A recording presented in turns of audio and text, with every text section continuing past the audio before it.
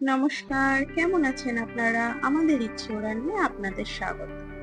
এখন আমরা চলেছি শান্তিপুরের উদ্দেশ্যে। আগে থেকে ঠিক ছিল না জানেন। কালকে হঠাৎ দুপুরবেলা ভাই ফোন করে আমাকে বলছে, শান্তিপুর যাবি? তাই বললাম ঠিক আছে চল। রবিবার তো আমার ছুটিই থাকে, আর রবিবার ওরও ছুটি থাকে।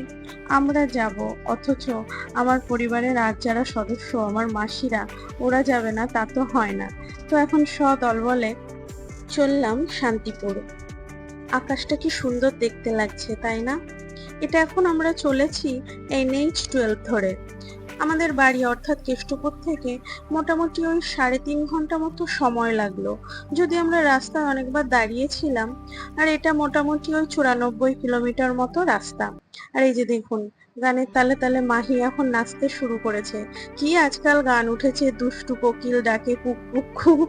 যদিও এই ধরনের গান আমি বা ওর বাবা কেউই পছন্দ করি না, কিন্তু ও ছেলে মানুষ, ওর যেগুলো ভালো লাগে ও সেগুলো শুনেই নাচতে শুরু করে। ওর খেয়ালে এখন নেচে চলেছে। সবাই মিলে কোথায় যাওয়ার আনন্দটাই একটা অন্যরকম। আর একটু আগে দাঁড়িয়েছিলাম রাস্তার ধারে, সেখান থেকে কিছু কাশফুল তুলে নিয়েছি। একটু দাঁড়িয়ে সকালের খাওয়া দাওয়াটা সেরে ফেললাম। ছোট মাসি বানিয়ে এনেছিল ঘুগনি, আর মা বানিয়ে এনেছে লুচি। সে এক ভীষণ মজার ব্যাপার। এই যে রাস্তার দুধার দিয়ে দেখুন, শাড়িগুলো সব বানিয়ে শুকোতে দিয়েছে। কি যে সুন্দর দেখতে লাগছে, কি অপূর্ব দৃশ্য, সে আর বলে বোঝাতে পারবো না। মন যেন একদম আনন্দে ভরে উঠছে।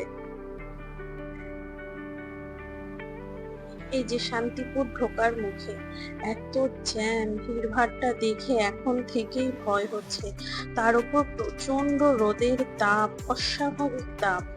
যখন স্কুলে পড়তাম তখন এই পুজোর কেনাকাটার ব্যাপারটা একটা আলাদা রকম উন্মাদনা ছিল। স্কুল কলেজের ব্যাপারটাই আলাদা ছিল। তখন পুজো মানেই একটা বিশাল ব্যাপার, সারা বছরের অপেক্ষা। কি কিনবো, কেমন জামা কিনবো, কেমন জুতো কিনবো। এখন আর এইসব ব্যাপারগুলো কাজ করে না। বয়স বাড়ার সাথে সাথে এটাই স্বাভাবিক যে মানুষের মনের চিন্তা ভাবনার পরিবর্তন ঘটবে। বিশাল বড় বড় হলঘর, রাস্তার দুদিক দিয়ে খুব বড় বড় হলঘর, এ মাথা থেকে ও মাথা দেখা যায় না। তার মধ্যে কোনোটা কোনোটা আবার দোতলাও রয়েছে।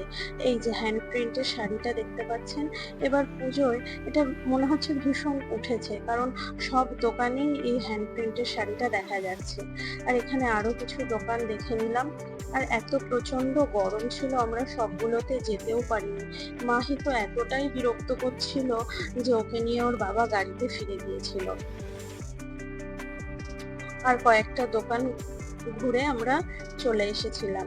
এখানে যেটা ভেবে গিয়েছিলাম সেরকম বিশেষ কোনো ব্যাপার নেই।